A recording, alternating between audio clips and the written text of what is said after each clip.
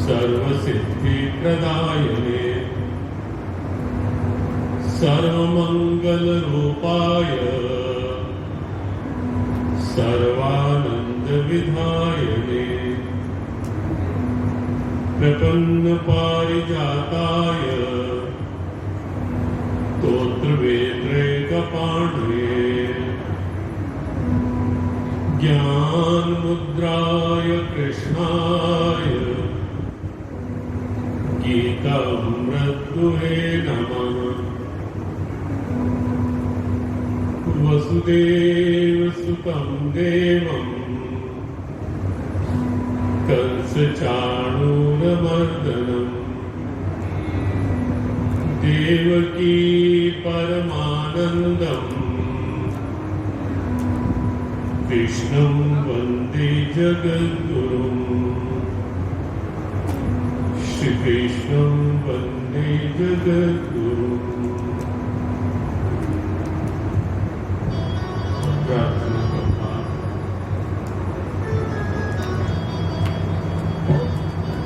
सभी गुनगुनाएं, मिलकर गुनगुनाएं।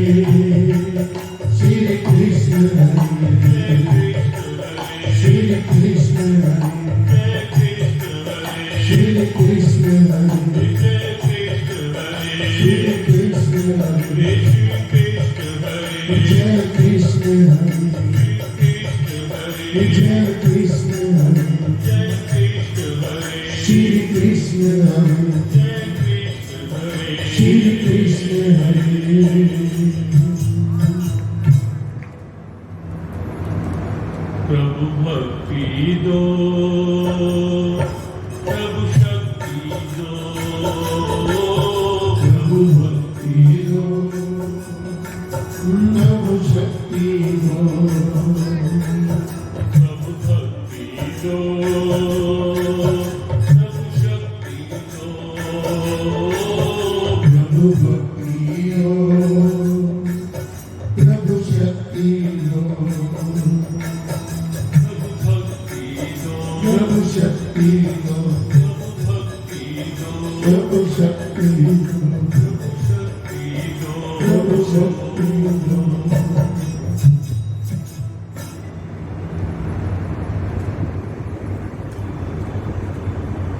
एक मिनट के लिए मौन शांत, मौन आज से क्षण के लिए प्रार्थना किया गुहार पुकार भक्ति दो, प्रभु शक्ति दो।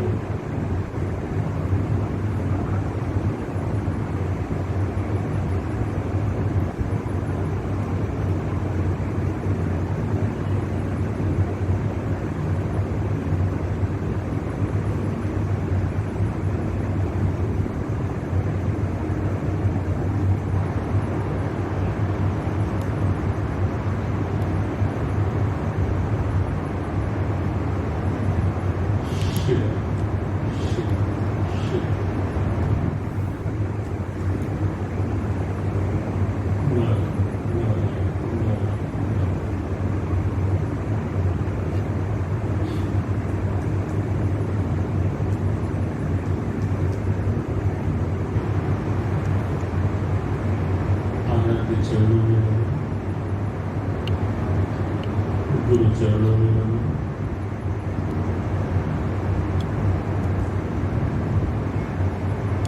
पूज्यता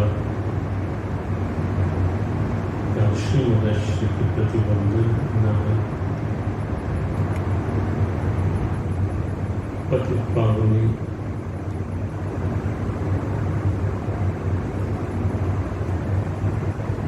श्री पंकज जी को वंदन, गीता माता, गौ माता, भारत माता को वंदन।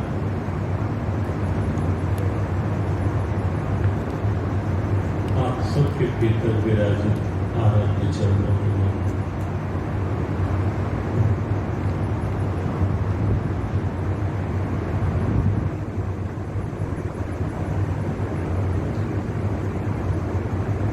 श्रीमद् भगवद गीता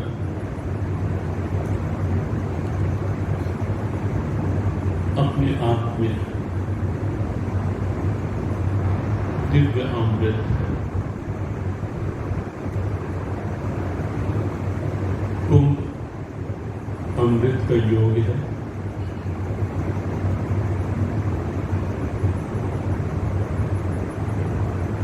जीव मात्र अमृत की संतान है, अमृतस्य पुत्र। अमृत परमात्मा का स्वरूप है, परमात्मा ही अमृत है, अमृत ही परमात्मा है। श्रीमद् भगवद गीता में इस प्रकार के भावों को पुष्ट किया गया है, स्पष्ट किया गया है। और यहां मंच से भी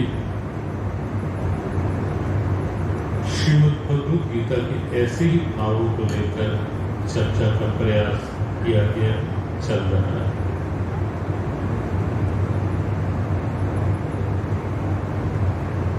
श्रीमद् भगवद गीता में अनेक रूपों में अनेक भावों से अमृत शब्द अभिव्यक्त हुआ है। यद्यपि तत्व एक है, सार एक है, एसेंस एक है, थीम एक है, भाव एक ही है। आज के सत्र का प्रारंभ जो है पंचायती बड़ा अखाड़ा उदासीन के श्रीमान महंत और दार्शनिक परंपरा के ही पूज्यपाद दार्शनिक महाराज श्री के भाव से भावित पूज्य श्री स्वामी अद्वैतानंद जी महाराज से हमने श्रवण किया यज्ञ का भाव।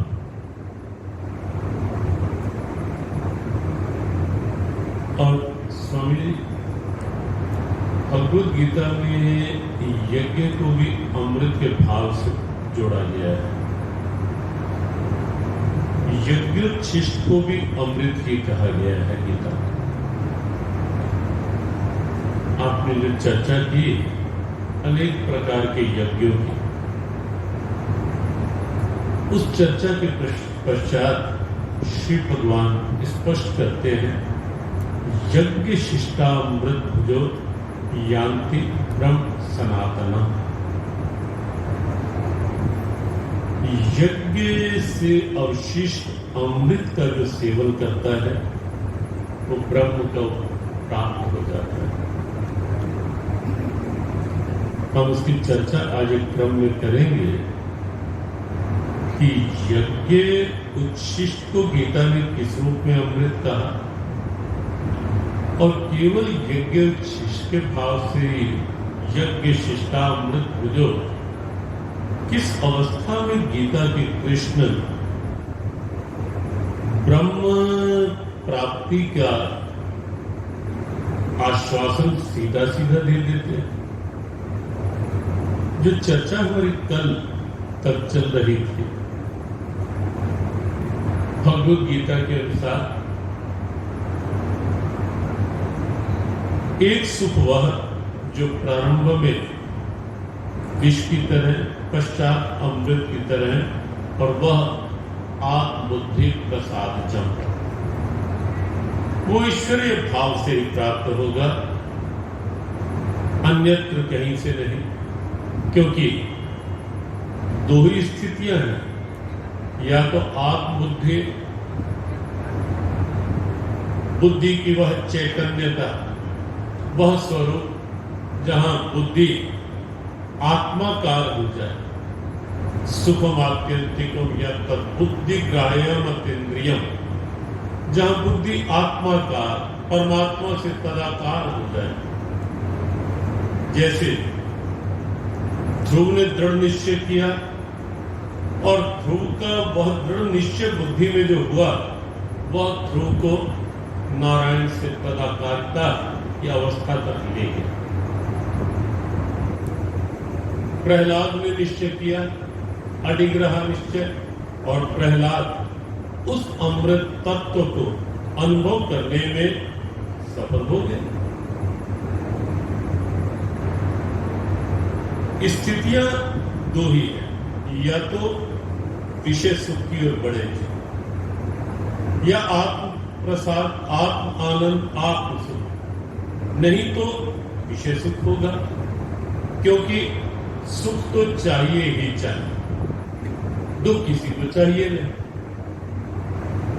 या तो इस बात को अनुभव कर ले हम सब कि वास्तविक सुख, यथार्थ सुख, शाश्वत सुख, सदा रहने वाला सुख, भगवद गीता ने उसके लिए एकांतिक सुख, आत्यंतिक सुख, ऐसे ऐसे कई शब्द प्रयोग किए।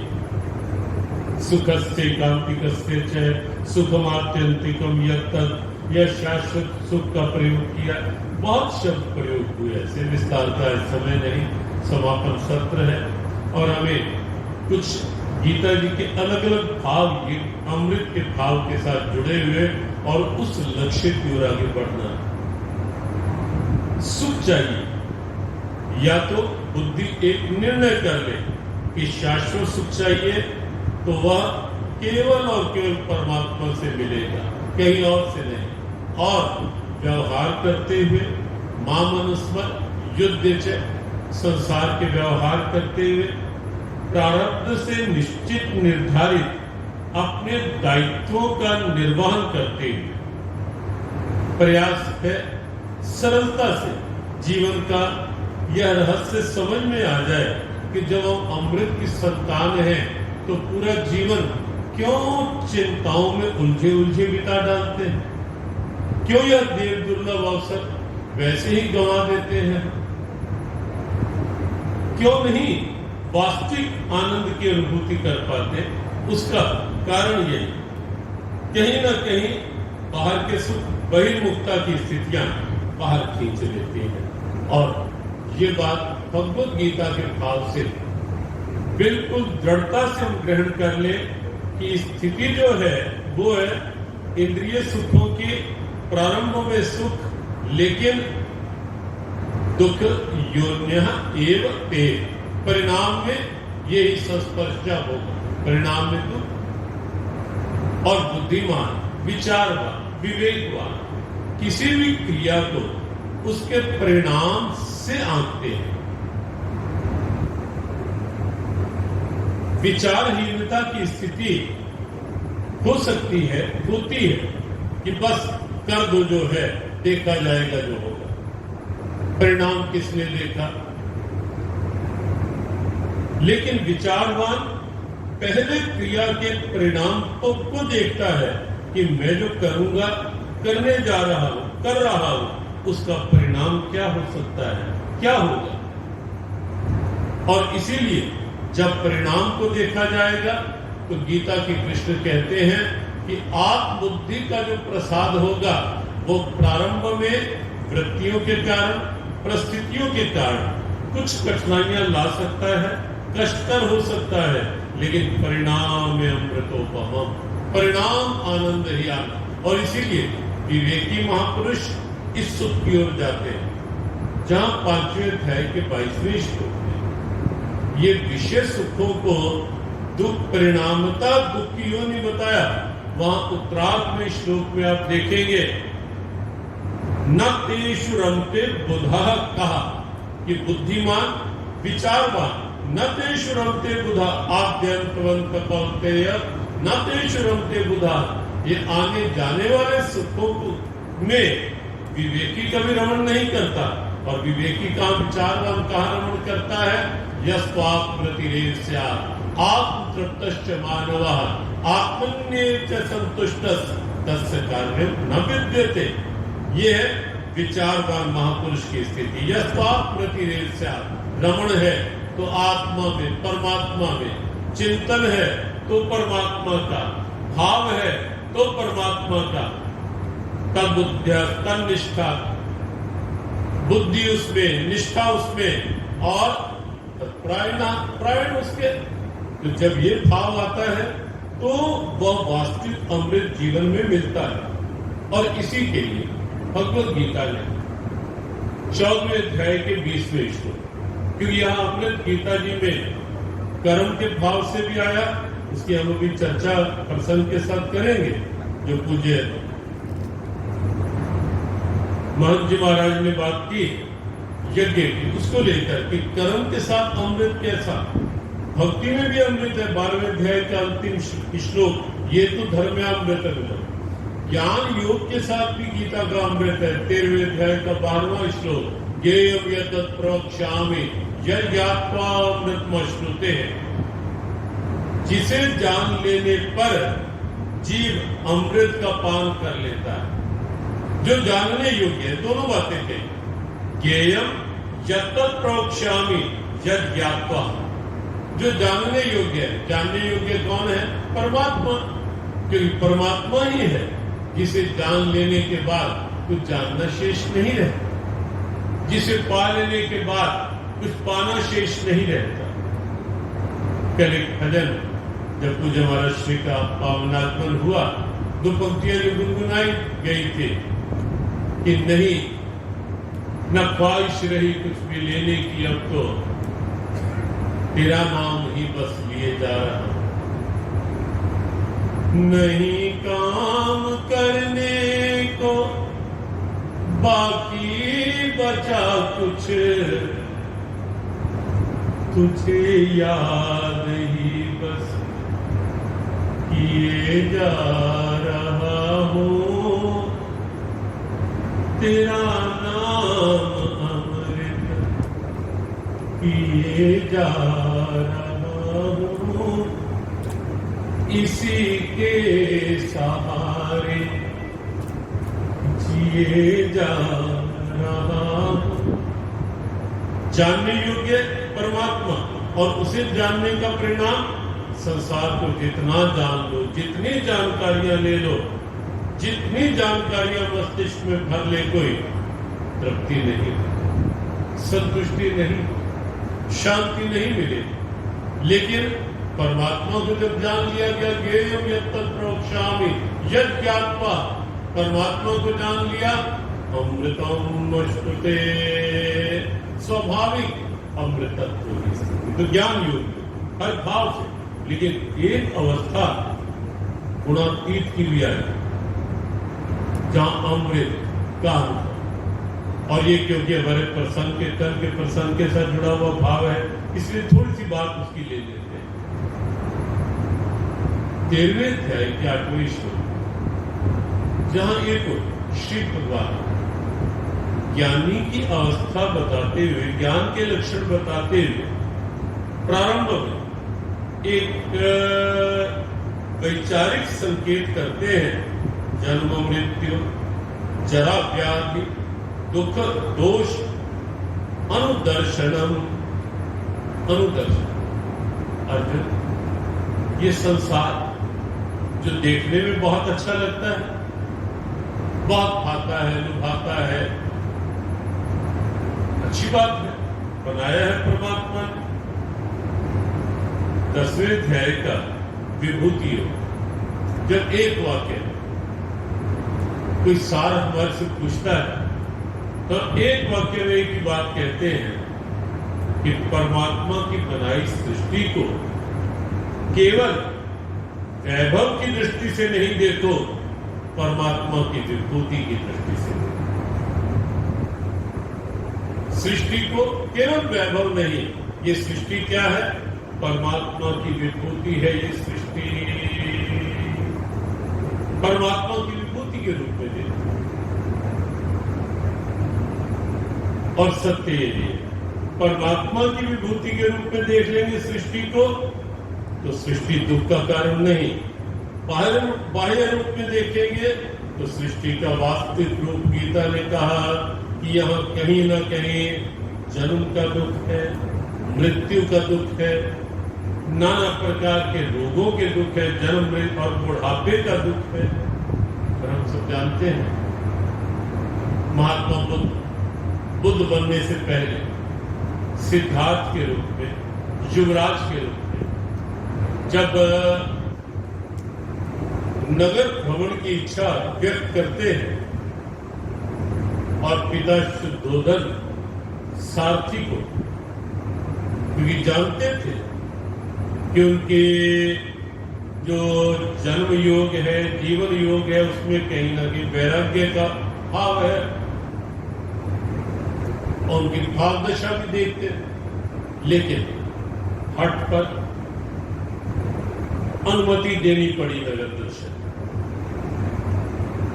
सारथी को बता दिया, तो कुछ ले जाकर थोड़ा दिखाकर ले आना। घटना हम सब जानते हैं, लेकिन श्रीमद् भगवत गीता के इस भाव को लेकर हम थोड़ा उस अमृत की ओर बढ़ेंगे, क्योंकि भगवत गीता में दो तीन बार ये जन्म, जरा, दुख, व्याधि, मृत्यु, इसके स्वरूप को सही समझने की बात कही। लेकिन एक बार कहा, एक अवस्था ऐसी है जहां इन सब व्याधियों से जीव मुक्त होकर अमृत पा लेता है। 14वें अध्याय के 19वें श्लोक, गुणानेतान तित्यत्रि देहि देह समुद्भवान जन्म मृत्यु जरा दुखे विमुक्तो अमृतमश्नुते। वहां भी अमृत है, लेकिन पहले हम सृष्टि की वास्तविकता को देखें। सिद्धार्थ निकलते हैं नगर भ्रमण के लिए, सारथी ले जाता है। कुछ दूरी पर जाने सिद्धार्थ देखते हैं एक वृद्ध को, कुछ कमर झुकी हुई, लाठी के बल पर चल रहा है। बुद्ध पूछ लेते हैं, सारथी ये कौन है?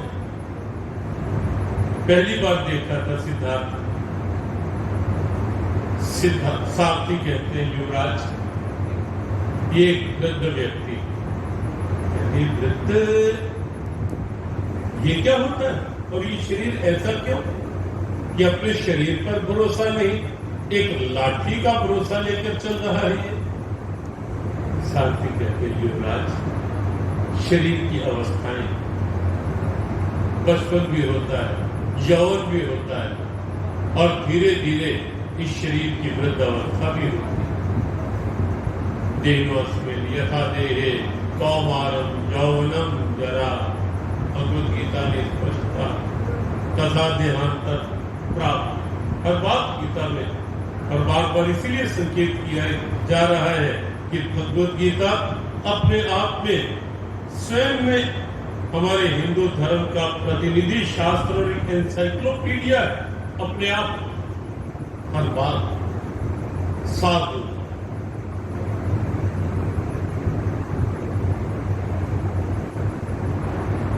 सिद्धार्थ ने पूछा, सारथी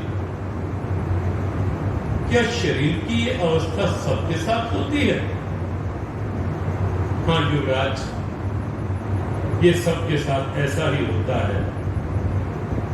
बचपन होता है, जवानी, बुढ़ापा, ये सबके साथ होता है। सिद्धार्थ कहते हैं, सारथी क्या मेरे शरीर के साथ भी ऐसा होगा?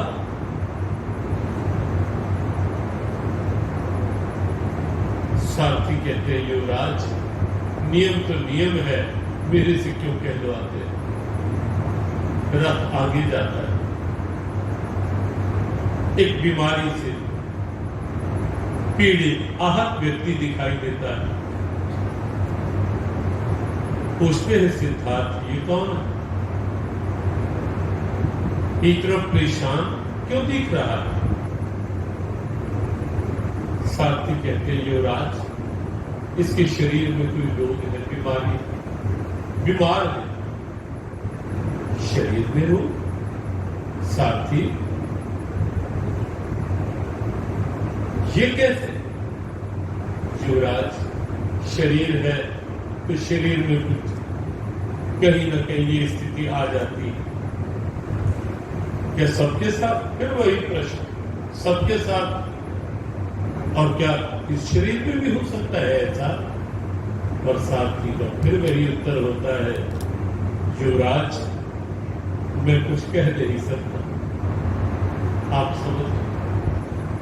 रथ आगे जाता है, चार भाइयों के कंधों पर सवार कोई दिखता है। फिर वही प्रश्न होता है, ये क्या है सारथी? और जब सारथी कहता है, ये मृतक शरीर है, डेड बॉडी। और फिर वही प्रश्न, फिर वही उत्तर, क्या सबके साथ? अनिवार्य नियम है युवराज, अटल नियम है, जातक से रोग।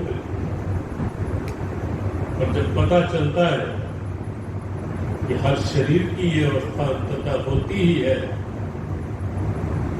सिद्धार्थ कहते हैं, सारथी रथ को वापस लौटा ले चलो। मैंने इस संसार का सही रूप देख लिया, मुझे और कुछ नहीं देखना संसार। भगवान गोविंद गीता में कहते हैं अनुदर्शन, माइन्यूटली बाहर, संसार के बाहर के रूप को देखकर ठीक है, अच्छा है, सुंदर है, लेकिन उस सुंदरता के पीछे अगर यद्यपि भूतिमत सत्तम श्रीमदूर्जितम मेवा, यदि ऐसा अनुभव कर लोगे कि जितनी कांति है, शोभा है, ऐश्वर्य है, सौंदर्य है, माधुर्य है, मम तेजो अंश संभवम, हे अर्जुन, ये मेरे तेज का एक अंश मात्र है। और हम सब भी यदि सृष्टि का ये रूप देखकर एक जिज्ञासा जगा पाए कि जिसके तेज का एक अंश मात्र इतना सुहावना, लुभावना हो सकता है, वह परमात्मा कितना सुंदर होगा, कितना तेजोमय होगा। जिसकी बनाई सृष्टि सुख के आभास में जासु सत्यता ते जड़ माया, मानसकार कहते हैं जासु सत्यता ते जड़ माया, भास सत्य एवं मोह सहाया। जिसकी सत्यता के कारण ये सृष्टि सत्य ना होते हुए भी सत्य भासने लगती, जिसके आनंदमय भाव के कारण ये सृष्टि सुखरूप ना होते हुए भी सुखरूप भाव भासती है।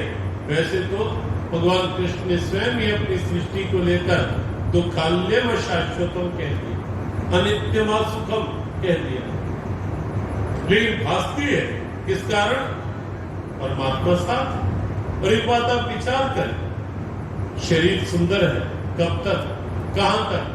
जब तक चेतना है तब तक ना। चेतना हट जाए शरीर के साथ, कौन सुंदर मानता है, कौन सुंदर कहता है? और सुंदरता रह भी पाती है क्या? कितना निकट का संबंध, कितना प्रिय संबंध, कितनी आत्मीयता, लेकिन जहां चेतना अलग होती है वहां शरीर की स्थिति मंच से कहने की आवश्यकता नहीं, लेकिन सत्य यही है कि वहां शरीर की स्थिति क्या हो जाती है? लकड़ियों के भाव, हाथ जले जो लाकड़ी, केश जले जो घास, सब जग जलता देख के क्यों कभी शरीर की स्थिति वह रह जाती है। यावत पवनो निर्सति देह, आद्य जगदुरु कहते हैं यावत पवनो निर्सति देह तावत पृच्छत कुशलम गेहे, गतवत वायु देहा पाय हार्य विभयते तस्मिन् काय, भज गोविंदम भज गोविंदम गोविंदम भज मूढ़। जब तक प्राण अंदर है, चेतना अंदर है, तब तक ही सब कुशल क्षेम पूछते हैं, और जब वो चेतना निकल जाती है वही शरीर क्या स्थिति हो जाती है। बस उस चेतना का ध्यान और इस वास्तविकता को समझने की आवश्यकता है कि वास्तविकता वही है, सार वही है, आधार वही है, और जीवन की जो जीवनी शक्ति है वो वही परमात्मा। कोई बिरला सिद्धार्थ निकलता है जो सृष्टि के इस रूप को देख करके निश्चित कर लेता है कि इस नाशवान में अविनाशी कौन, इस परिवर्तनशील में अपरिवर्तनीय कौन। कोई बिरला मनुष्याणाम सहस्रेषु कश्चित यतति सिद्धये। स्वयं गीताकार कहते हैं हजारों में कोई एक जो सत्य की खोज के लिए प्रतिबद्ध हो जाता है, कोई बिरला, वरना सृष्टि के रूप में सब पुलिस कर रह जाते हैं। सिद्धार्थ ने निश्चित इस सृष्टि का जब यह रूप है, मुझे इसमें नहीं उलझना, मुझे विचार पूर्वक ये देखना है इस नाशवान के अविनाशी तत्व कौन, इस मृत्यु के पीछे अमृत कहां है। और सच में इस सृष्टि में आकर लाभ को यही, इस नश्वर सृष्टि में और इस नाशी शरीर से अगर अविनाशी की प्राप्ति हो जाए, इससे बढ़कर लाभ क्या हो, इससे बढ़कर लाभ क्या हो। लाभ न किछु हरि भक्ति समाना, इसीलिए मानसकार ने कहा लाभ न कछु हरि भक्ति समाना, हरि भक्ति के बिना कोई लाभ नहीं है। और यम लब्ध्वा चाप्रम लाभम मन्यते नादिकम तथा, जिसको पाकर इससे बढ़कर कोई लाभ माना नहीं जा सकता, वही परम लाभ है, वही परमात्मा है। आइए 2 क्षण के लिए उस भाव में, ईश्वरीय भाव के साथ 2 पंक्तियां गुनगुना लेते हैं। अगला अमृत भाव और सिद्धार्थ उस अमृत तत्व की खोज, और इसी के साथ जुड़ा अगला श्लोक अमृत है।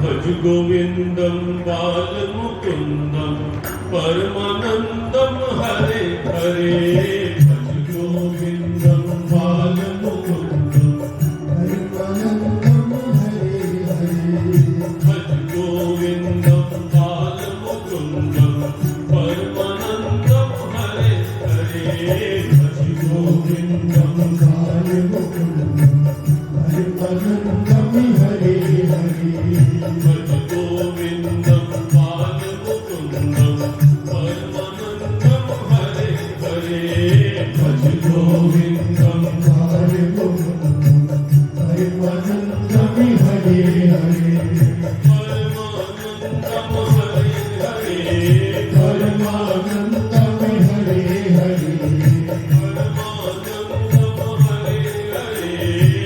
परमानंदम हरे हरे,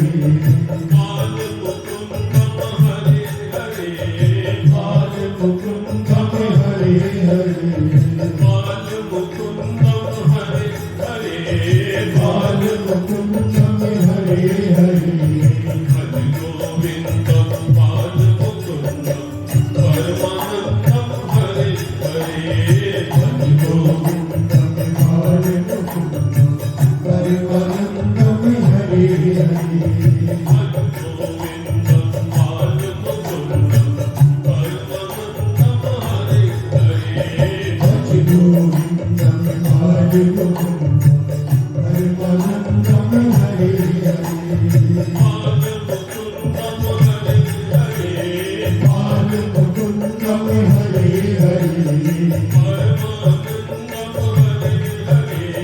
परमानंदम हरे हरे, परमानंदम हरे हरे, परमानंदम हरे हरे,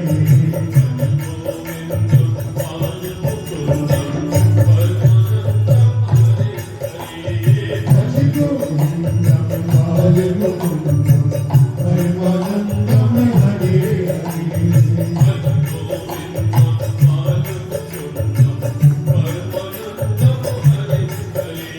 भज गोविंदम बाल मुकुंदम परमानंदम हरे हरे, भज गोविंदम बाल मुकुंदम परमानंदम हरे हरे,